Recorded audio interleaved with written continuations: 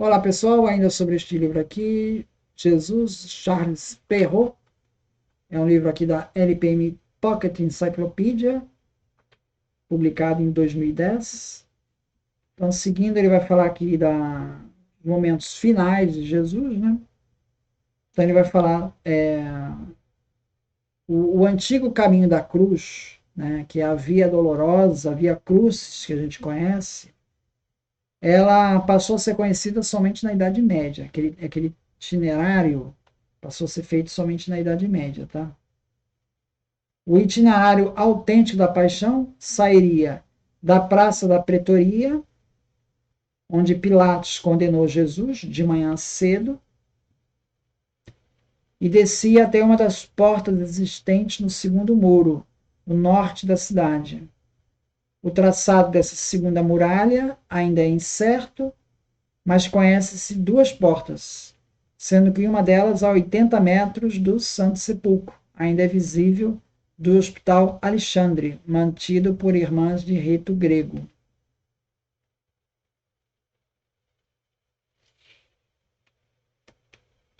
Então, depois foi construído um outro muro. Então, o local que seria a crucificação de Jesus, originalmente ficaria fora dos muros da cidade. Mas depois construíram um muro logo em seguida, no tempo de Adriano. E ali passou a ficar dentro da cidade. Né? A cidade foi aumentando e o que seria o sepulcro, Santo Sepulcro, passou a ficar dentro do muro, né? Porque na verdade tem um segundo muro aí.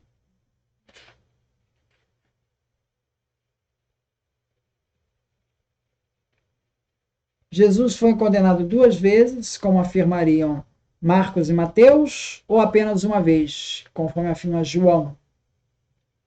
Alguns historiadores continuam a falar em dois processos.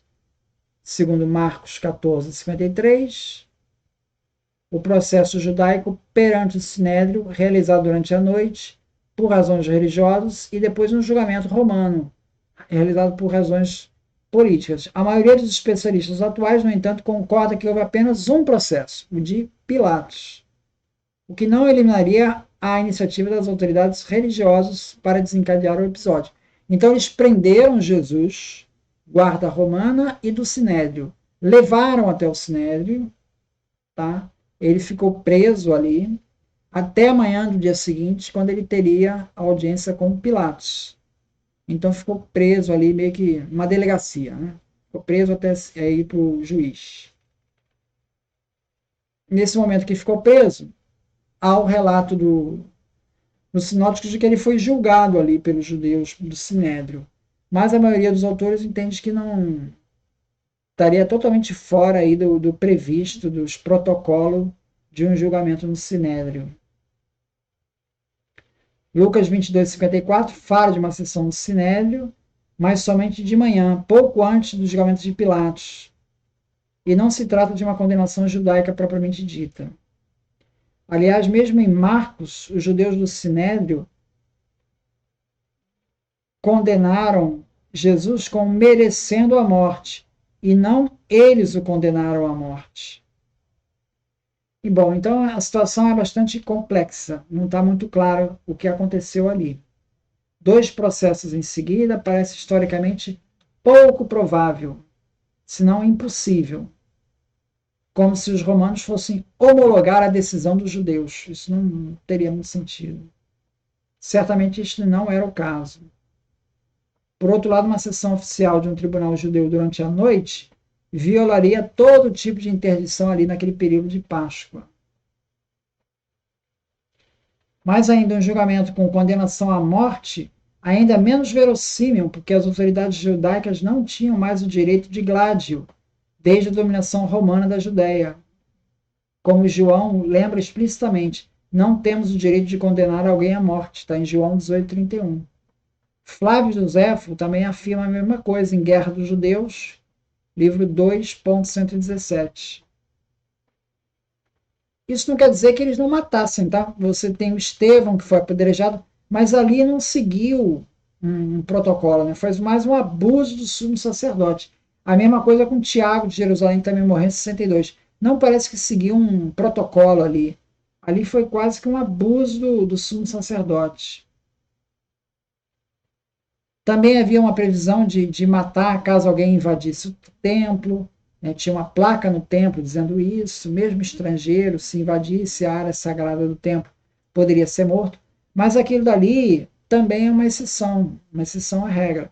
A regra geral é de que não pudesse matar. Em 1871, Charles Clement Gounod descobriu essa inscrição no templo. Dizia o seguinte: nenhum estrangeiro pode entrar no interior da balaustrada e da cerca que circundam a esplanada do templo.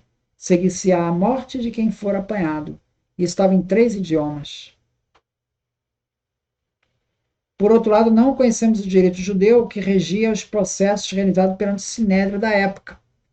Ou seja, a gente não sabe exatamente quais são as regras ali de um tribunal judaico. O que se usa é a Mishnah, que é do final do século II. E ali dá umas regras ali de julgamento entre os judeus. Mas essas regras já estão sobre a égide dos fariseus, né? Porque os saduceus morreu tudo lá em 70, deixou de existir. Então, os fariseus é que dominaram ali. Então, é uma regra criada por fariseus. Na época de Jesus, o templo era governado por saduceus. Você poderia usar essa regra do século II, criada por fariseus, para dizer que a regra lá na época de Jesus era a mesma? É o que se faz, né? Mas talvez não seja, tá? Talvez isso seja uma regra dos rabinos judeus do século II.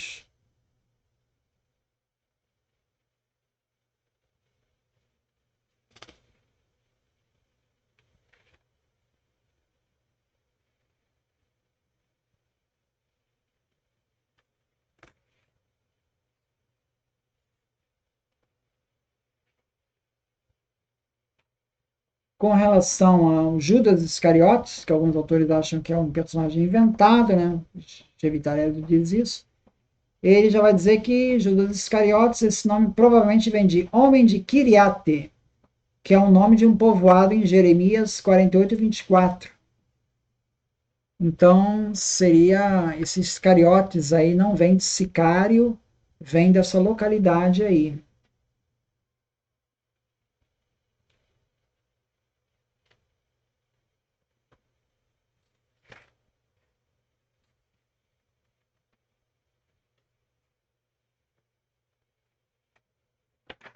Outra questão é da relato de Pilatos, né?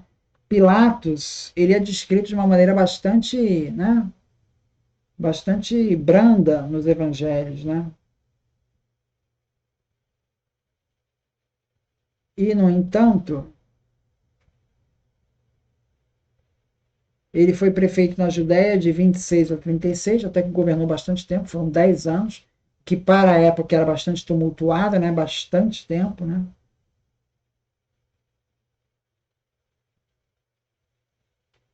Vitério, legado da Síria, o enviou a Tibério para se explicar perante o imperador devido ao massacre de samaritanos que ele havia comandado em 36.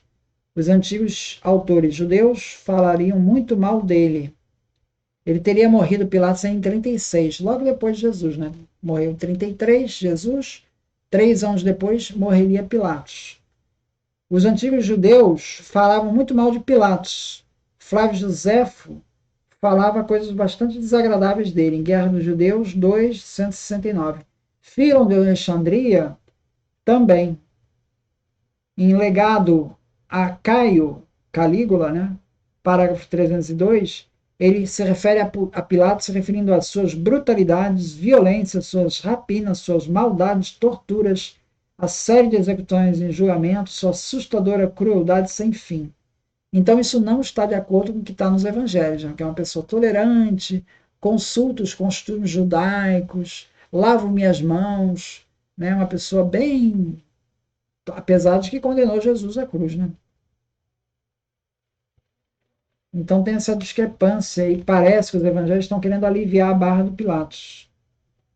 Mais tarde, cerca do ano 135 de nossa era, um judeu se apresenta como filho da estrela e diz ser o Messias, que é o Bar Kokhba.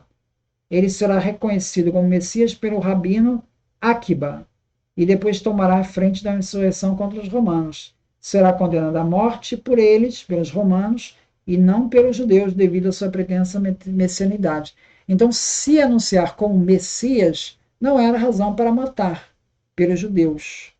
Os judeus que então, Bar Kokhba anunciou-se como Messias e não foi morto por causa disso, foi morto pelos romanos. Né?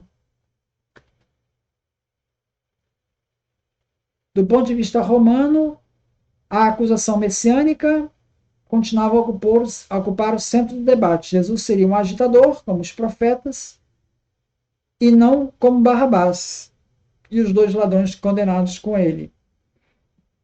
As acusações levantadas contra Jesus, porém, não anulam uma acusação ainda mais fundamental, que percorre todo o Evangelho, e não apenas o relato da paixão. Ela se resume na acusação de blasfêmia levantada pelo sumo sacerdote, mesmo que a palavra pudesse ter um sentido muito amplo na época.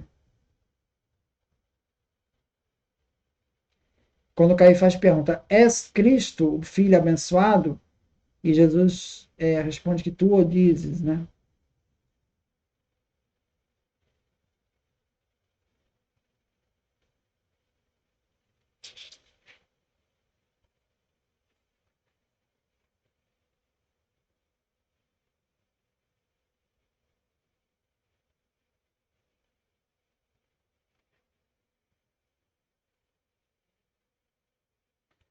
Com relação à crucificação, né? Cícero, em Enverren 2:5-168, diz que a crucificação é o mais cruel e o mais horrível dos suplícios.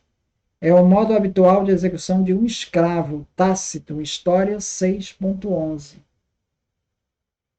Então, é uma morte bastante humilhante para Flávio José relatou um caso análogo e especifica que os que foram crucificados por decisão judicial, eles os descem e sepultam antes do pôr do sol. Guerra dos Judeus 4:317. Então temos o relato de Joséfo dizendo que é possível, sim, um crucificado ser sepultado. Né? Chevitarés vai dizer que não, mas temos o relato aí de Joséfo falando da possibilidade. Né?